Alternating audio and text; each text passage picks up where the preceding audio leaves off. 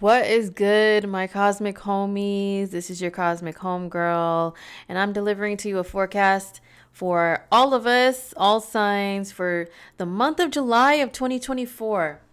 This year is halfway over, you guys. Where the did it go? Where did time go? How did it fly so quickly? Or do any of you feel like it's moved slow?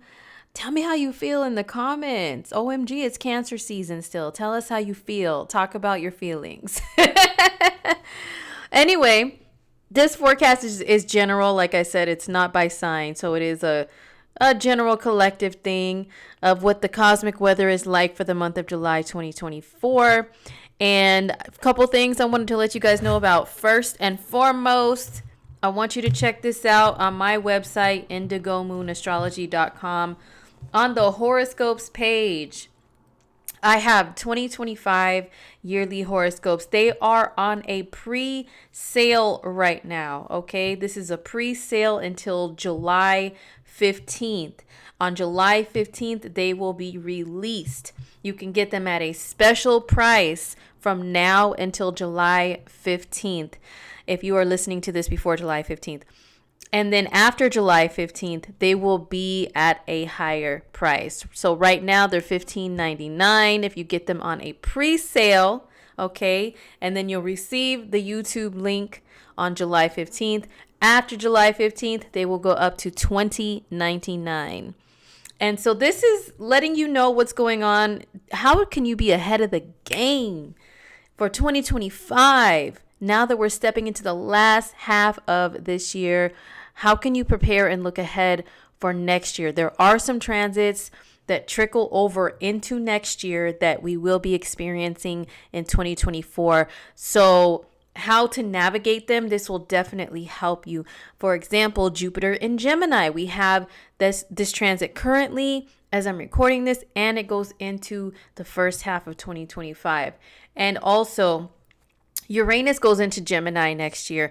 Jupiter in Gemini is kind of a little bit of a sneak preview of what we're going to be experiencing and witnessing for that transit that happens for the next 8 years.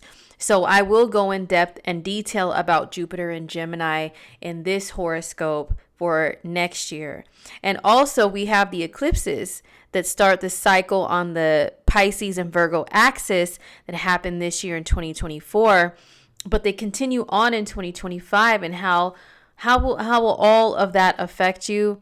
Definitely want to dive into that. It's an hour-long podcast style horoscope video that once again you'll receive on July 15th if you do the pre-sale on my website.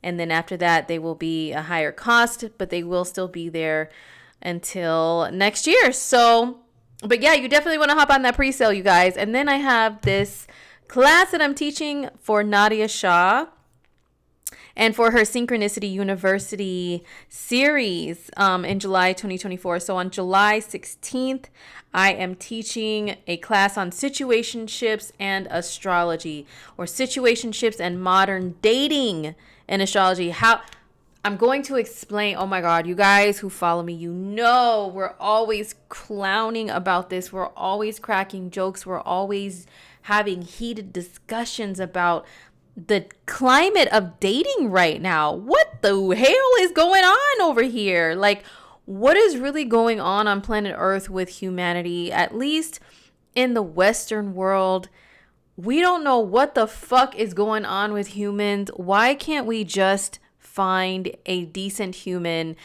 to talk to and spend time with in a romantic context? Why can't we find that anymore? It's just so weird, right?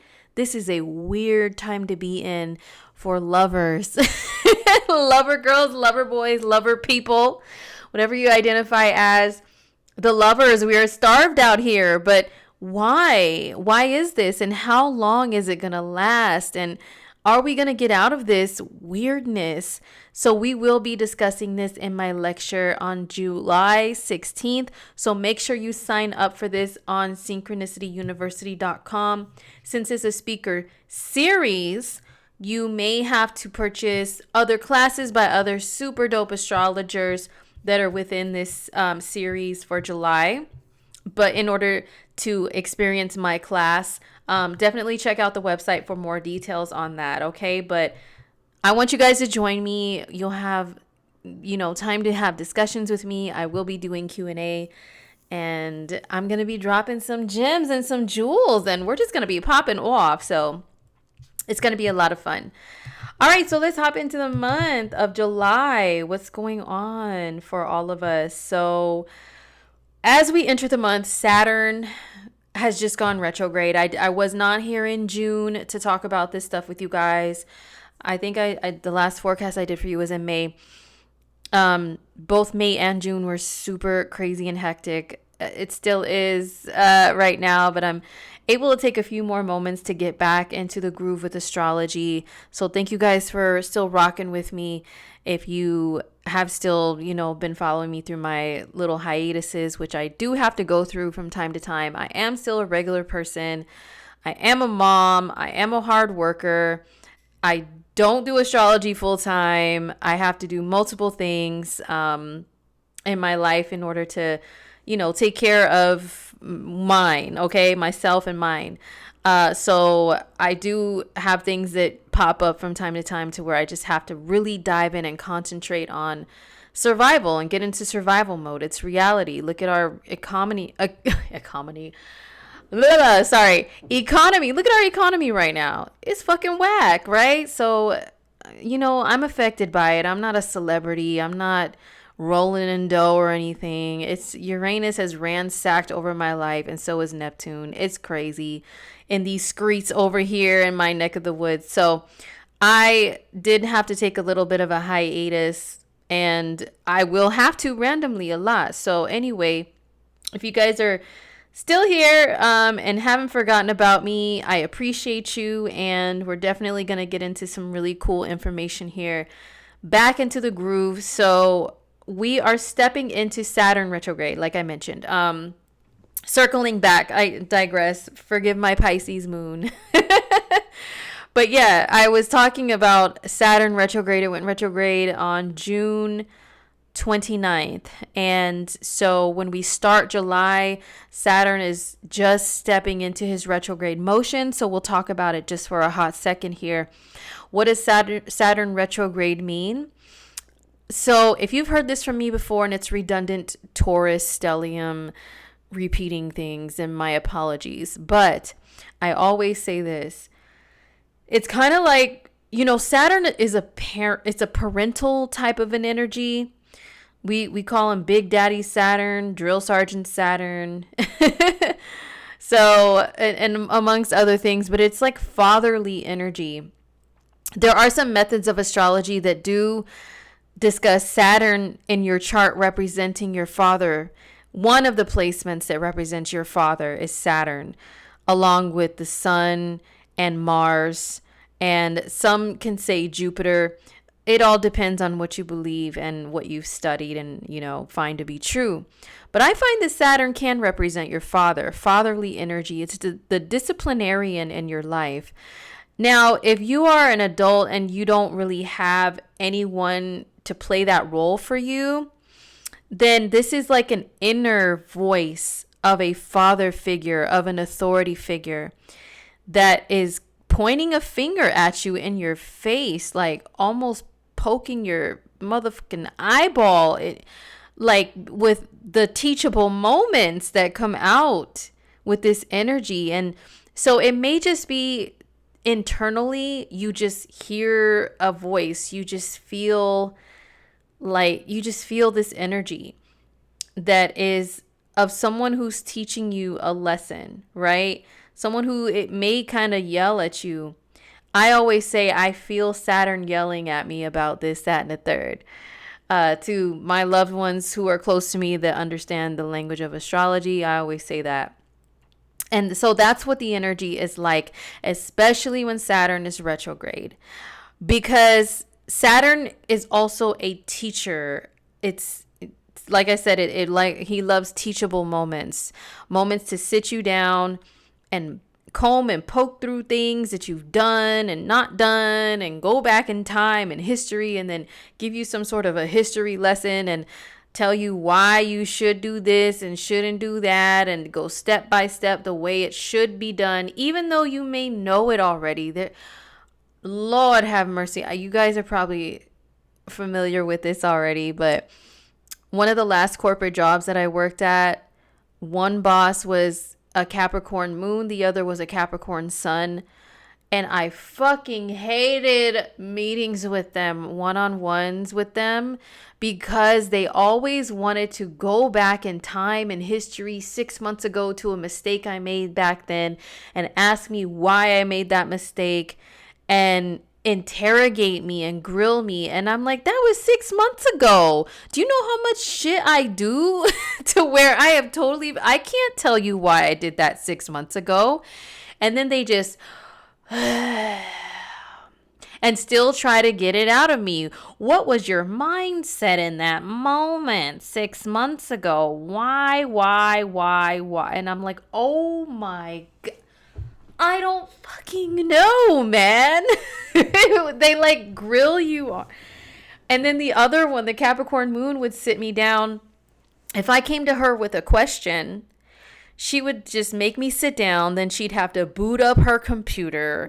And, a lot of Capricorns are, except if you have a lot of Aquarius and Uranus energy, of course. But if you are just straight up Capricorn, you're kind of old school, old soul. You move slow and things are step by slow ass step.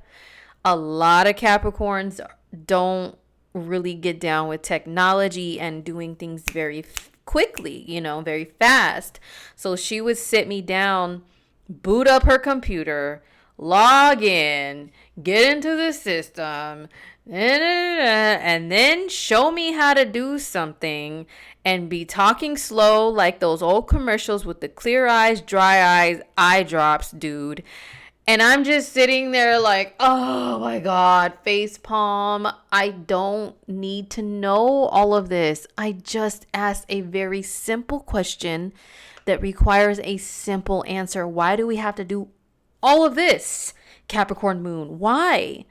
So I say all of that to say Saturn retrograde can kind of feel like that, like my old bosses in the corporate world, to where you feel like, if it's not internally, you're feeling this or hearing this, like from your inner self, your higher mind, or the universe, or whatever higher power you believe in, there can be people that are outside of you that play this role. Maybe some friends or colleagues of yours that are Capricorn dominant or Saturn dominant or 10th house dominant in their charts. I have a friend who's got a lot of Capricorn energy right now. As soon as Saturn went retrograde, we were actually in the same space together. And everything that I tell this friend, it seems like they want to go over things and have a teachable moment. And I'm like, I knew this already. I know this already. I'm just expressing to you how I feel about this. I'm not asking you to teach me anything or point the finger and say, I need to do this or I need to do that. I'm not asking for that. I'm just expressing. So you can have a lot of Saturnian people around you being extra Saturnian towards you, and it's slow moving and it's like, oh my God, why? So I compare Saturn with it being authority and teacher vibes to an authority figure, like a parent that gave you an assignment, gave you a chore, right? They gave you a list of chores. Like, this is what I do with my youngest son, right? I give him a list of chores. I write them down. He's a Virgo. Virgos do well with lists. So I write a list of chores for him to cross off. But I leave him alone to be responsible enough to do it on his own if I walk away or I go to work or whatever. And then I come back later and I go through the checklist of chores that he crossed off. And then I inspect them. And I may have to say, the floor wasn't swept well enough, son. There's still some stuff on the floor. You missed a spot when you mopped. You didn't clean the counters thoroughly because there's still some crumbs and shit on the counter. Like, what's going on here? Please just do your chores thoroughly. So apply that to your life, into any area, but usually like you have to look at where Saturn is at and transiting through your chart. What house is Pisces in? So you may have some reviewing and revising and restructuring to do with that house in your chart and what it rules. So especially if you are a Pisces person, rising and or sun in Pisces, you may have it's all about you restructuring yourself, your identity, who you really are, and how you want yourself to be known and recognized when people speak of you, when people view you and perceive you. What do you want that perception to be? Do you want it to be positive or negative? Saturn is a planet of business. So especially if you are a business person, then Saturn retrograde is a time for you to maybe revise and restructure your business. If you are an entrepreneur, self-made, self-employed, maybe you have to do things like look at the rates that you're charging for your services or whatever it is that you provide, or your products and merchandise, and look around and see, are there some prices that can be raised because we have to, or are there costs that can be cut around the business to make sure that we really have the maximum profit and ROI and stuff like that? All the businessy things, right? But like I said, this could be applied to other areas of life that are not work or business. It could be your personal life if your fourth house is Pisces and you're a Sag rising, for example. It can be your children. If you're a Scorpio rising, this is your fifth house, for example. So parenting. In your 10th house, if you have Saturn in the 10th, you're a Gemini rising. Maybe it's how you're parenting your children, if you have any. So those are just some examples. But yes, Saturn is coming back to see if you completed your chores and if you completed them properly. And he's going to say, "Ooh, you missed a spot. Ooh, why wasn't this done? This is incomplete. We can't let this be incomplete and move forward like this. What are you going to do to correct it? What are you going to do to make sure that this is an excellent job and it's done properly?" So that is Saturn retrograde, right? So we're starting off July with Saturn kicking into that period of time, to that phase, to that vibe, that energy. And we have Venus aspecting Saturn positively. She's making a trine aspect. This is going to be exact, I believe it's on July 2nd. Where's one day? Here we go. That the Venus and Saturn aspect. Hey, hello. Why does this disappear? Maybe it goes like, maybe it loses your spot if it's like idle for a while. Anyway. So yeah, Venus is making a trine to Saturn from the sign of Cancer. So I spoke about this in a lot of depth in the weekly video that I did for Nadia Shah for the week of June 30th through July 6th. So if you guys want to check that out, I spoke a lot about this transit there. Venus trine Saturn. But yeah, it's about solidifying something and putting up some boundaries to do with love or money. Maybe if you're giving yourself away too much in some form or fashion in some area of your life, you are reevaluating your value, and hopefully putting up boundaries towards others when it comes to your value, and making sure that they are seeing it and respecting it. So that is what that aspect can bring. It can be really good for business, especially if you are in a creative type of business. Venus is a creative planet, and then Saturn is not creative. He's kind of stingy and boring and grayscale, but it's in Pisces, which is a creative sign. So yeah, a lot of creators under Saturn and Pisces in general are having to structure their businesses a little bit better. And so, I'm not going to get too deep into that because I can go off about that. Okay. But Venus trine Saturn, that's kind of a vibe. And it could be relationship wise. Maybe you are making sure that if you're dating, that those people are respecting you. Okay. And that they're respecting your boundaries. And maybe you're looking at your standards with Venus trine Saturn. And Are they too low? Are you giving too much? Okay. So yeah, that's that aspect. On July 2nd. Hello. I thought I moved this ahead. Here we go. July 2nd. Yeah, Venus is 19 and so is Saturn in Pisces. Okay. So we're also going to talk about, look at Mercury stepping into Leo on July 2nd of 2024. Mercury and Leo, we are having this transit through September, because Mercury is going to go retrograde from Virgo back to Leo and then back again to Virgo. So Mercury and Leo is going to be for a hot minute. It is going to leave the sign of Leo until next year. Once we get to September. So let's see, Mercury and Leo is through September 9th. Okay. And so what is Mercury and Leo going to do for us collectively? This whole month, he's going to be in Leo. I think he steps into Virgo on the July 25th.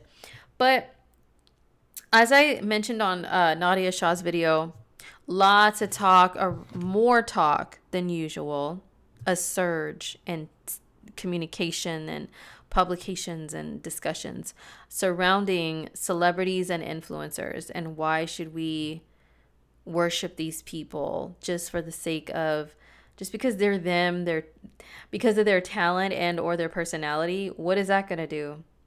What is that going to do? And this Pluto and Aquarius transit is really empowering those who were born in the generations of Uranus and or Neptune in Aquarius. And Aquarius opposes Leo.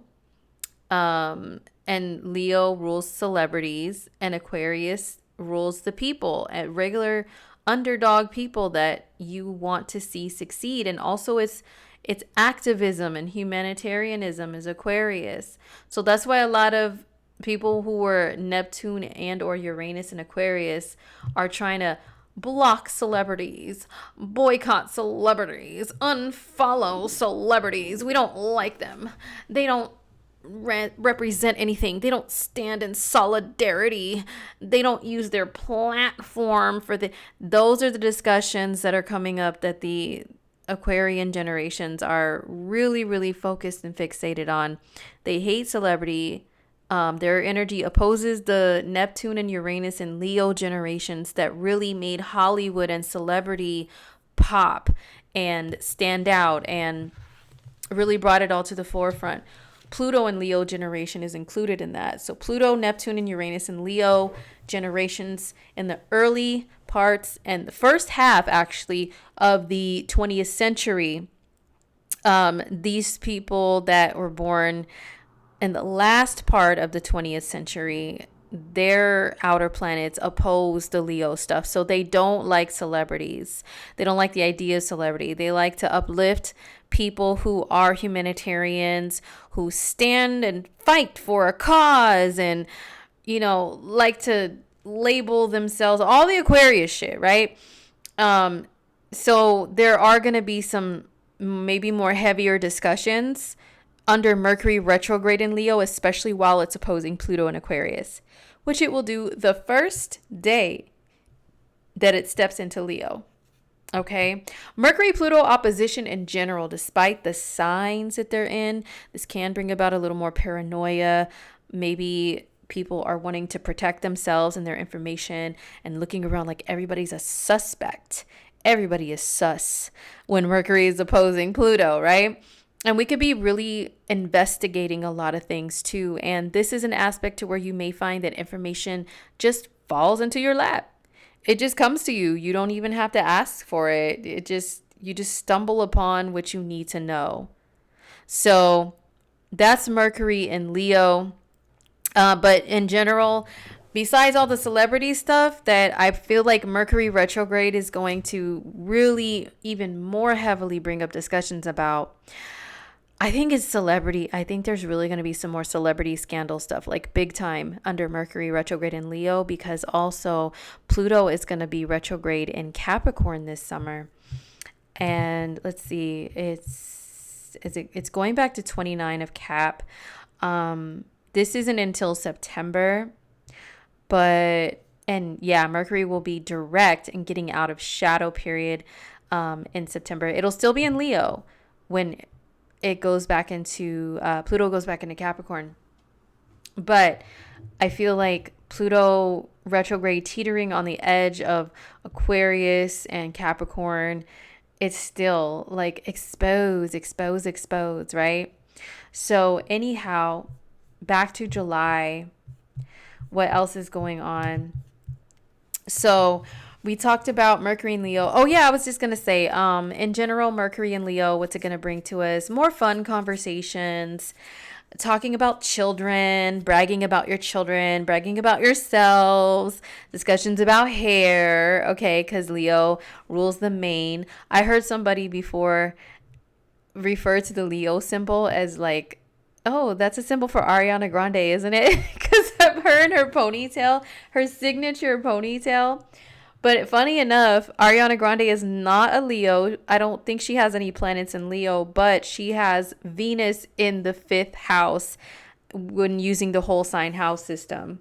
So Venus in the 5th is very much like Venus in Leo. It's Leo vibes, hence the ponytail and all of that stuff, right?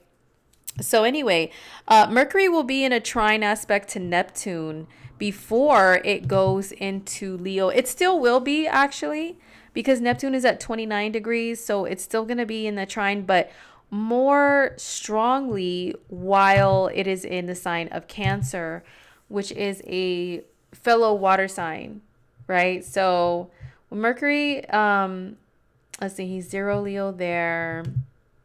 Let's go back a little bit more.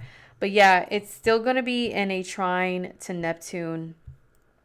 Let's see, Neptune is at 29:55. So in the wee hours of the morning over here on the west coast of the U.S., on Tuesday, July 2nd, we'll have that exact trine. So when a lot of us are memes, when we're asleep, we're going to have this Mercury trine Neptune. So we may have some very important messages come through our dreams. We may have crazy dreams, prophetic dreams, but also our imaginations are going to be super vivid and we might be just running with them. It depends on what else is in your chart, whether you run with it or whether you stop and question it. But yeah, your imaginations, your intuitions, you can receive some telepathy from other people that you're really very spiritually connected to under this transit. And it is a beautiful blend of energies for creativity and for escapism, getting lost within music and movies and shows and media that you love to watch that's outside of your reality bubble, that you can just dive into. So that's Mercury trine Neptune. It's exact on July 2nd, as well as Mercury opposing Pluto later in the day because Mercury moves pretty fast. All right, so we're also going to fast forward just a little bit now to July 5th. And this is when we have a new moon in the sign of Cancer. It's at 14 degrees of Cancer. It's making a trine aspect to Big Daddy Saturn, who is retrograde, right? So here she is, the new moon. So the new moon in Cancer season is a time of a lot of like memories to come up. Cancers are they're really so much about memories, really big on memories. So this is an energy, Cancer season in general is just good for stuff like scrapbooking and creating some really cool sentimental photo albums and stuff like that. Going through old photos, especially family stuff. So that's what Cancer season can bring about. But yeah, it's really big on memories, parenthood, motherhood, your relationships with female family members, your family in general, your home and where you live and your comfort zone, and all of that is Cancer energy. So those themes can be coming up for some people. This is in a wide conjunction with Venus, kind of, sort of. It's 14 degrees. Venus is 22. So what is that? Like 8 degrees away. But it is making a little bit tighter of an aspect to Saturn here, which is It's like 5 degrees away from being an exact trine. But yeah, so we have a full moon in Capricorn. We already had a full moon in Capricorn 2 weeks ago, or 2 weeks before this, right? And we have another full moon in Capricorn at the end of this month in July. And this new moon is an aspect to the ruler of Capricorn, which is Saturn. So there's a lot of themes going on this month about surrounding your stability, your purpose, your foundation, your ability to succeed, your ability to maintain and sustain your lifestyle. So, and also your craft, honing in on your craft and really working hard.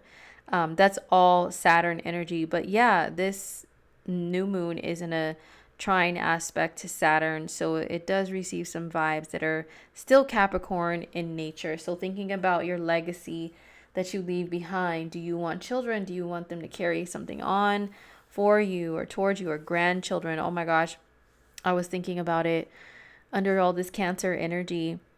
I can't really imagine myself as a grandmother. I can't. It's just weird to me because I'm still such a goofy child. I'm eternally a goofy child, even though I'm a mom myself. I can't, I don't know. Like I'm sure at least one of my boys will one day make me a grandma. I just can't. I can't picture myself as a grandma, yo. Like, oh my God, that's weird. I'll be the most goofy childlike grandma. I'm not going to be sitting there knitting no fucking blanket. Hell nah. No, ma'am. No, sir. Not knitting any blankets. Or little doilies or all that grandma stuff. No. I'll probably bake cookies and shit, but whatever. I'm a Taurus. I do that at any age. But anyway, I was thinking about that. But it's like, is that a good or bad thing?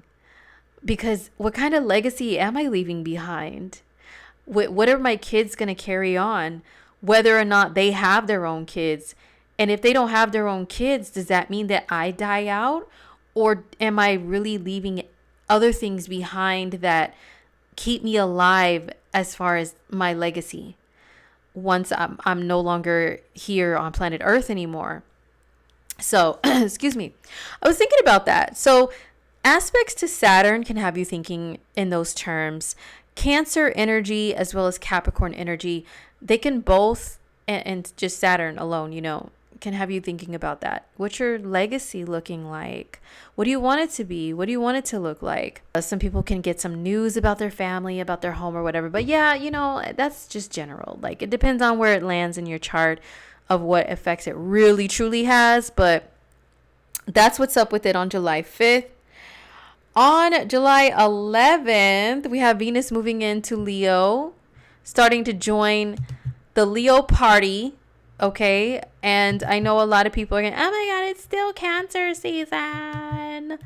Let Cancers have their time. Yeah, well, the sun is in Cancer, but other planets are moving into Leo, my friends. Okay. So we're still going to have some Leo energy within, in the mix here. Despite the sun. I swear the Western world is so ego driven and ego centered, and that's what the sun rules. That's why everybody over here goes by sun sign. In astrology, something that is so vast and just vivid with enlightenment and information from different sources, we only want to focus on the sun, on one part. Like, come on now, dog. Come on, man, in my boosie voice. So the sun will be in Cancer, but we have some energy stepping into Leo. Look at Miss Venus. She's ready to work. WERK on July 11th. She is ready. Look at her. Look at her hair. Her ponytail is so perfectly intact. Look at her. Look at Miss Venus and Leo. When I look at these two symbols together, I hear this.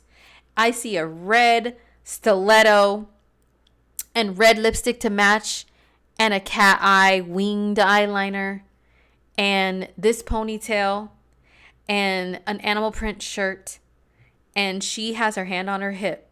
Okay. Basically, I picture one of my besties who's a Leo moon because that's her all day, and I love it. And I also kind of picture Peg Bundy from Married with Children. I think the actress that played Peg was a Leo moon, or is a Leo moon. She's still alive. Hello. Peg Bundy, the character, really acts like a Leo moon. She doesn't want to work. She just wants to be waited on hand and foot and eat her bonbons and watch her Oprah. And she has her big hair, you know? So I picture that energy with Venus and Leo. She demands what she deserves, and she deserves it all just because she is her and she is fabulous. So Venus and Leo, ooh, this is like lover energy. It's romantic. It is just so alive with loving energy. And well, when it's on its higher vibration, right? When it steps into Leo right away, it opposes Pluto. So that energy is a little bit ugly. I'm not going to front. She goes through a little bit of an ugliness for just a few days, maybe about a week-ish, as she opposes Pluto. Ew. So she may be a little skittish. She may be a little paranoid. She may be a little jealous and possessive, or attracting that energy towards her. When I say her, what I'm giving is the vibe that we may feel when it comes to love and relationships. Okay? So just ride with me with the characterization of the planets, okay, of Miss Venus. So she is a little scared or scary, acting scary herself, and doing too much and calling over and over again because her boo didn't answer the phone. And why not? And where are you? Oh my gosh, you're not answering. Did you die? Oh, now I'm really paranoid. So yeah, that could be Venus opposing Pluto and letting her imagination run with some sort of scenario in her head about her lover cheating or something, because she is also making a trine aspect to Neptune, and a trine is a positive aspect, but it's still Neptune in the mix, which can be your imagination and just whatever is up there in your imagination you're perceiving as being the truth. So be a little bit careful around July 11th as Venus steps into Leo. We can celebrate her, but at the same time, we have to be cautious and aware that she's not fully herself right now, like not right away. So you can have jealous lovers. You can have, I don't know, this just screams like relationship scenarios to where you kind of feel intuitively like somebody could be doing dirt, and maybe you are receiving messages about it and information. Like I said, with Pluto aspects, it's like it can just fall from the sky, it seems. So yeah, love could be a little bit tumultuous once Venus steps into Leo. There's a little turmoil at first, but once we start getting into Venus and Leo, let me see, y'all. Once she starts getting around here, like mid-July, Pluto and Neptune are going to leave her alone, and she can start being normal, her normal self. And then she's going to start making a sextile, which is a very light aspect that you may not even notice at all, honestly. I don't really notice sextiles that much unless I really sit and pay attention and look around and stuff. But I don't feel sextiles as strongly and intuitively as like some of the harder aspects. But this is still a positive aspect. Venus and Jupiter making a sextile to one another. So this is nice when she gets away from Pluto's ass, right? So that's happening around the middle of the month. But yeah, Venus and Leo, we are strutting, we are stunting. Okay, we are stunting, looking stunting, honey. And we are marching around and stomping around like we are on the red carpet 24/7. The cameras are flashing. No pictures, please. Thank you, darling. Oh, you want my autograph? Oh, thank you so much. I adore you and appreciate you, but I'm just so booked and busy and unbothered, honey. So Venus and Leo, she is very much that, but she is very affectionate, lover girl energy, lover boy energy. So yeah, we may be feeling that as well. for the rest of the month while she is in Leo. But also the topics of celebrity do come up with Venus in Leo as well.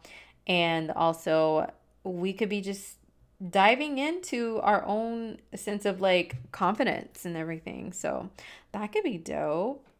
So yeah, Venus in Leo, she's rocking the red lips, she's rocking the cat eye, she's rocking the sorry, the color yellow, the color gold and gold jewelry are all Venus and Leo.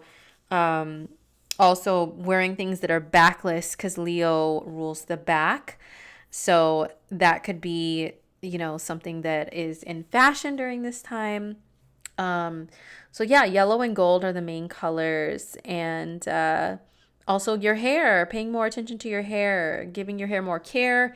We can see a little bit of a spike in social media topics that are popping to do with hair under Venus and Mercury and Leo for a little while. So yeah, that is Venus and Leo pretty much for the whole rest of the month, starting with the 11th. She's there till August 4th, okay? So we have the 15th of July where Mars conjoins to Uranus. Dun, dun, dun. This is going to be a little wild. Uranus is a wild card type of a vibe. You can, with Uranus, expect the unexpected. Expect the motherfucking unexpected. It's like with Uranus, it rules electricity. So you get this bzz, bzz, and then all of a sudden there's this change that happened and you're like, whoa, where did this come from? And now I have to do this. Now I'm over here. What? So that's Uranian energy. It's kind of, and I know that people, social justice warriors, don't like this word being used, but I'm not a social justice warrior and I'm very allergic to them, so I don't give a fuck. But, and I mean no harm towards any groups or communities or anything when I say this. It's very spaz energy. Mars and Uranus. Uranus within itself is total spaz energy. Mars can join Uranus. Mars being your physical like exertion of your energy, right? And moving around physically is Mars combined with Uranus. No, this is literally something that if someone has this in their chart, they may be susceptible to certain illnesses and diseases to where they have muscle spasms and stuff like that. They have erratic movements. Maybe they might have Tourette syndrome or something with Mars and Uranus conjoined in their chart. They may have a lot of anxiety and they're always moving around in this glitchy, twitchy way. That's Mars and Uranus. I've seen this in people's charts that end up having issues like that physically. So I'm really referring to people, this is a spaz energy for real, right? So Mars and Uranus, expect the unexpected. This is unfortunately a very high probability for car accidents type of transit. Mars doesn't rule cars, but it does rule physical movement and physical traveling about. So you want to be extra careful. You could be accident prone whether you're in a vehicle or not. Even if you're rollerblading or skateboarding or riding a bike or walking, you can be more accident prone. And the weird, wacky, oh my gosh, I never would have expected this to happen type of accidents happen when there is such a conjunction like this. So leading up to the 14th of July, a few days before and then a few days after, especially, that's still a hot zone to be accident prone. So be very careful physically around and on, especially July 14th. Mars and Uranus, Mars is fighting, Uranus is causes and humanitarianism. So you may hear, especially under the Leo energy and discussions surrounding celebrities and everything. Along with that is this Mars and Uranus conjunction. So people can really be like outspoken and taking some action and taking a stance for being anti-celebrity. What are you do for the world? What do you do to save the world? Are you an activist? What do you stand for? If it's nothing but yourself, then you're a terrible person. You're going to get canceled. All of that shit is Mars and Uranus as well. It is a shorter, more brief transit, thank goodness. But yeah, just watch out with this. I'm trying to think of what can Mars and Uranus. Well, yeah, so if you fight for a cause or you want to do that or fight for the underdog or something like that, this conjunction is good for that. Other than that, Mars and Uranus, I'm trying to think of what is good with it. It's kind of difficult, to be honest with you, because I personally don't really like seeing it, and it just makes me think anxiety for a lot of people who suffered through that. So sporadic movement and all kinds of weirdo shit. I don't know, but that's Mars and Uranus exact on July the 15th, okay? And it's conjoined, it's at 26 degrees of Taurus. I think that's the fixed star Algol, the one that has to do with alcoholism supposedly, and also losing your mind. That is part of this conjunction. So I can see a lot of people really losing their minds or being on the verge of it, because of the nervous energy that this brings. And then also the whole Algol, and it's affiliated with Medusa as well. Astrolata, my other cosmic homegirl, I know that's my name, but she's one of my homegirls that's an astrologer too. But Astrolata spoke about this in depth also in her July forecast. She does them by sign. So I listened to mine for Scorpio rising, and she talked about this. Actually, for everybody, she talked about the fixed star Algol and the Mars and Uranus conjunction in the sky on that day to Algol. So yeah, go and listen to her stuff. Of course, listen to mine. Hello. But I still support my homegirls. She gives a really good forecast. It's very quick and easy to understand about that part of the transit with the fixed star. So definitely check that out. Very interesting day it's going to be. And then on July 17th, Mercury goes into shadow. Because Mercury goes retrograde, the way we calculate this, a lot of people don't understand that Mercury retrograde is, it's a cycle. All of the planetary movement is cycles. We don't just pull this out of our assholes and say, on this day, this thing happens, ooh, with some kooky wizard hat or anything. We don't do that. Just, oh my God. I hate when people think that. Astrology is much more complex than that. It's calculations of cycles, right? So I say that to say that Mercury retrograde is no different. It's a cycle that's calculated that we know of in advance, even though all the major publications will start talking about Mercury's retrograde, the sky is falling all of a sudden. What do we do? Okay, it's 3 times a year, every single year. And we know when it's going to be as astrologers. So let me tell you something. Mercury goes retrograde at 4 degrees of Virgo, right? So we got to keep that in mind. It goes direct at 21 degrees of Leo. So between 21 Leo and 4 Virgo, Mercury that's the shadow period. That's the shadow zone. So if it goes direct at 21 of Leo, then anything before 21 of Leo is like the clear zone for Mercury. But once we hit 21 Leo, we're in the red zone for retrograde shit. So July 17th is when Mercury starts stepping into that zone because it's at 21 of Leo. And then once it's direct later on in September and it surpasses 4 degrees of Virgo, the degree it went retrograde at, that's when we're in the clear and Mercury is back to normal. The shadow period is over. So that's why I always say don't jump for joy and say hoorah just because Mercury went direct. No, ma'am. He has to get out of that zone that he already backtracked and trekked over a couple of times, to be clear. So yeah, I say that because we have Mercury going into shadow starting on July 17th. Mercury out of shadow and in the clear completely from his shenanigans is not until about September 13th-ish. So we have 2 months of the fuckery. Starting with July 17th. Then we get to July 20th. Mars goes into Gemini.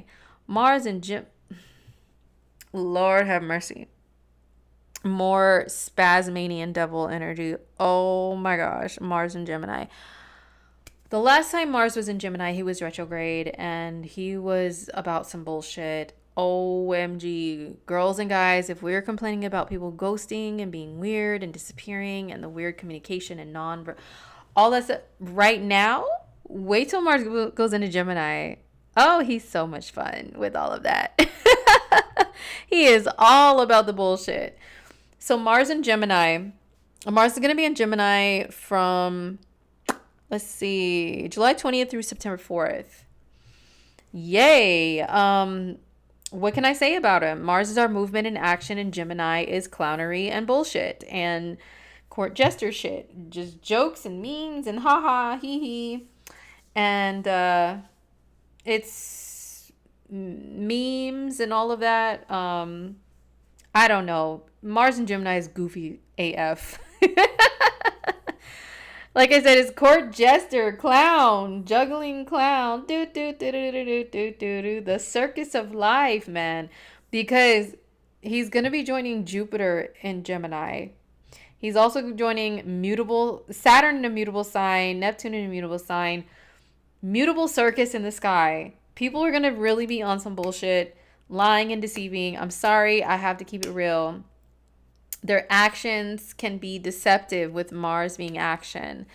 More so once Mars starts to conjoin later on, which is like next month in August, starts to conjoin Jupiter and starts to square Saturn and Pisces. And then once Mars starts to aspect Neptune especially, the trickery and the deceit, the disappearing weirdo, Houdini motherfuckers, all of that. Yes, it's going to be to the forefront. And we're going to talk about it in my class. Remember, on July 16th, we're going to talk a little bit and figure out ways to navigate this vibe. Okay? But anyway, Mars and Gemini, it can be fun and mischievous, prankster energy, jokes and, but also Mars is conflict and Gemini is being a wordsmith. So maybe we might see another big, rap beef. Rappers are ruled by Gemini. We might see a big rap beef again. Hopefully not one that ends in violence, because Mars can be violence, but maybe it's just a battle, just a good old-fashioned battle. So we will see what happens, but we are dealing with Mars and Gemini for 2 months. Brace yourselves for all the, oh my gosh, people having no motherfucking attention span, like barely any attention span. Squirrel, that whole thing. Yeah, that is that's Mars and Gemini also. But fighting words is Mars and Gemini. So even if you're not a battle rapper, you're not writing any diss tracks or anything,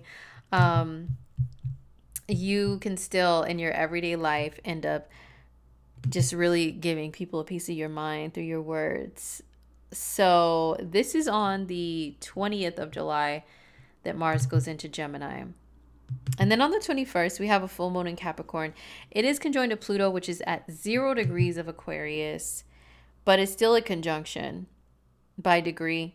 So full moon conjoined to Pluto in Capricorn. OMG, what is this about? I do feel like something to do with exposure and or scandal with big names, whether they are celebrities, artists, entertainers, influencers, political figures. There's something that's going to come out around this full moon. Something is brewing. And this is the second full moon in Capricorn, like I said, that we're going to have. So maybe some more crumbling down of someone's foundation that were big time and well known and everything and had a lot of riches and got rich and powerful off of things, sadistic, evil people type of behavior. They could be stopped. They could be have their assets seized. And I don't know, there could be some stuff that goes down. I'm just saying. Like Diddy style ambushes, from the feds or whatever, that can happen to someone else. Possibly some other celebrity may get in trouble under this energy. Full moon in Capricorn with Pluto. So what does it mean for you yourself? Well, Capricorn is about authority. It is about authority. It's about business. And Capricorn is also, like I was talking about legacy earlier with the new moon in Cancer. Well, Saturn and Capricorn are definitely about that life too. So for you personally, just thinking about what your legacy entails, or what you would like it to entail, and then how do you get there. So that could be coming up for some people personally, surrounding the full moon in Capricorn. But yeah, it's big name, big wig type of people, something being exposed, or further exposed if it's somebody that's already been into some trouble. So yeah, that's going to be an interesting full moon. So we have the sun moving into Leo on the 22nd of July through the 22nd of August. Let's see. July 22nd, sun in Leo.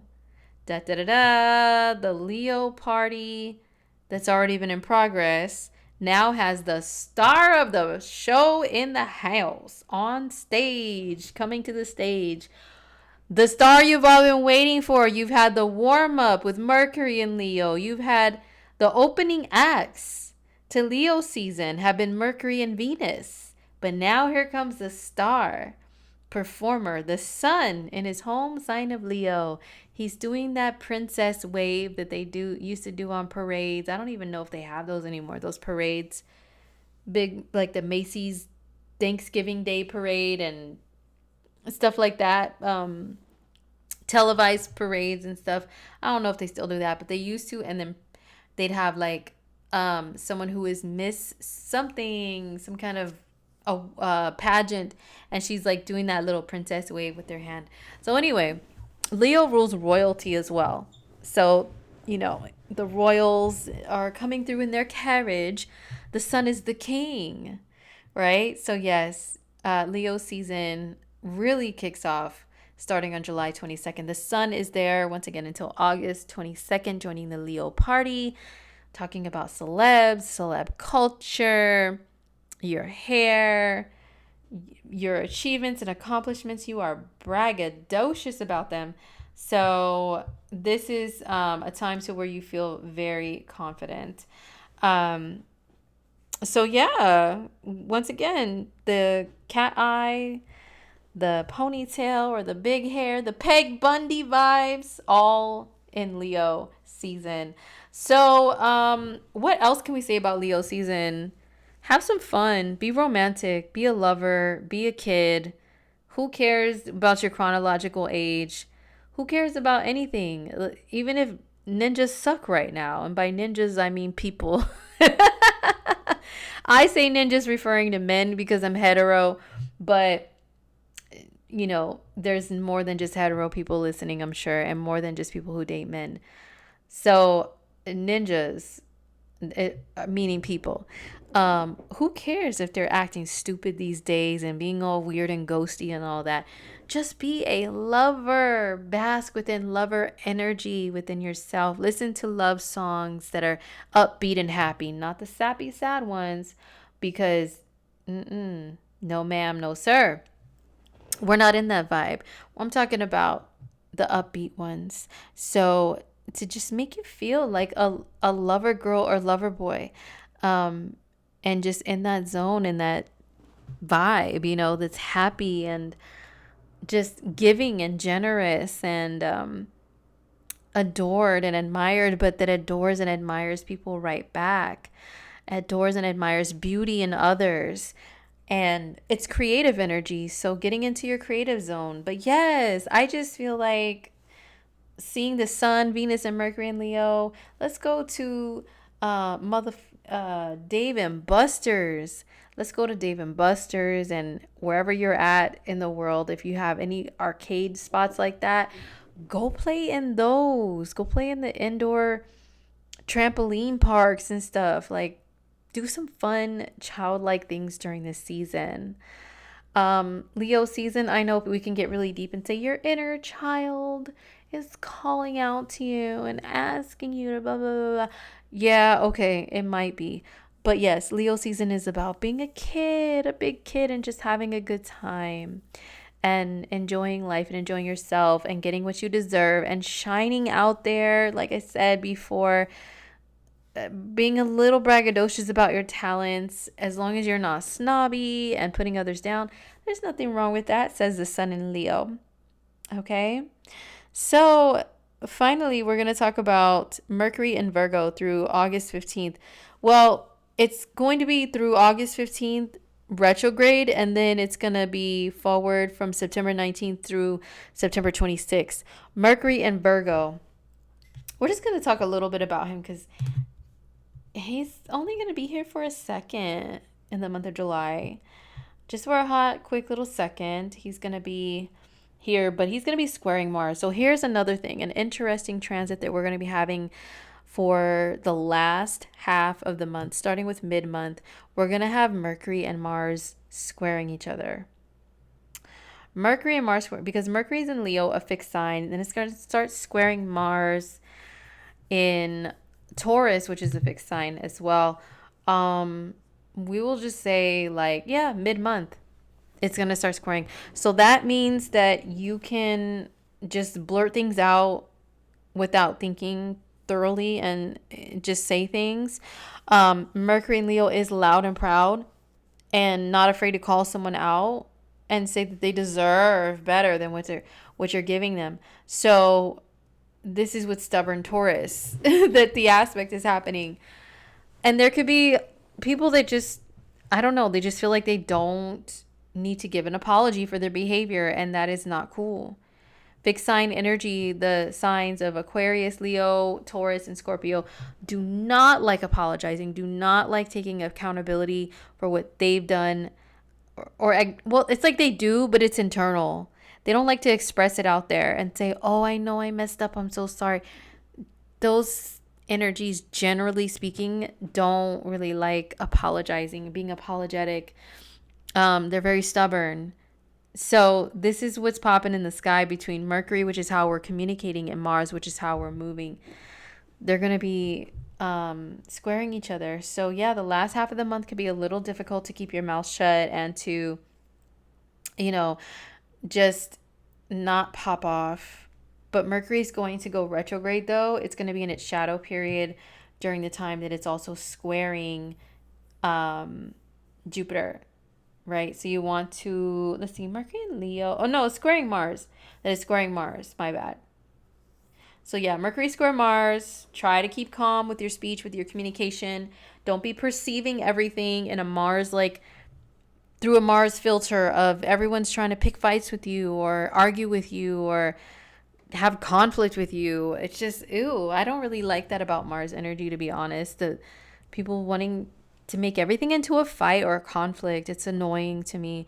But yeah, so just watch it with that. Even if you're chill, other people may not be. It'll be hard for people to be chill. I won't be surprised hearing about certain like fights and fist fights and stuff that make headlines the last half of July, unfortunately. Let's hope not, but hey, it's definitely possible.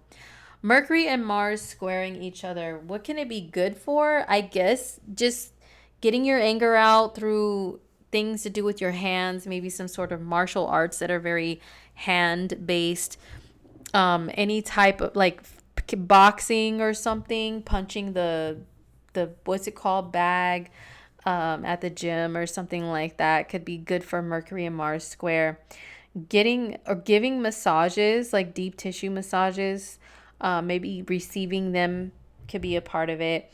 Mercury and Mars together, very quick thinking, quick moving energy. So if you need to get things done fast, but you can still manage to be thorough, this could be a good transit for that, to where you might have an advantage within your job, because every job wants people that are like getting things done like that and very quickly, even if it's like incomplete and incorrect. They don't care. They just want to get the shit out and get it done. I've noticed a lot of companies are like that. And whoo, my Taurus stellium and my sixth house energy, this perfectionist, clashes with it big time. You guys tell me what you think, how you experience that. But yeah, you guys, that is it. That's what I see for the month of July of 2024. And I really hope that you guys found this to be helpful. Once again, don't forget, I have a pre-sale going on right now up until July 15th of 2025 yearly horoscopes. If you order one during the pre-sale, you'll receive the link on July 15th. And on July 15th, the price is going to go up on these horoscopes. So you definitely don't want to miss the pre-sale on them. And do not sleep on this class. I'm teaching situationships and modern dating within astrology. This is going to be so much fun. We may laugh, we may cry, we may get angry, we may, with lover girl, lover boy energy. I'm going to take you through it all in this class, okay? We're going to go on a little journey together for lovers and see what the fuck is going on these days with dating, if that's what you even want to call it anymore. OMG. Humans don't even want to. Anyway, join me in this class July 16th. Well, thank you guys again for listening to all of my yapping. Have you noticed that yapping or being a yapper is a buzzword, is a trendy buzzword right now, while Jupiter just stepped into Gemini? And this is going to be a buzzword for a while because we have Uranus going into Gemini along with Jupiter. It's going to be there next year in it's going to be next year in 2025 that Uranus steps into Gemini. So buzzwords are, Jupiter and or Uranus in a sign can rule like the buzzwords and the fads, the trendy things that you say. Yapping, you're a yapper, all of that is Gemini. So yay, Jupiter and Gemini. We all love to just talk and motherfucking talk and listen to people talk under this vibe. Anyway, you guys, thank you so much again and have a great month of July. Take care. Peace.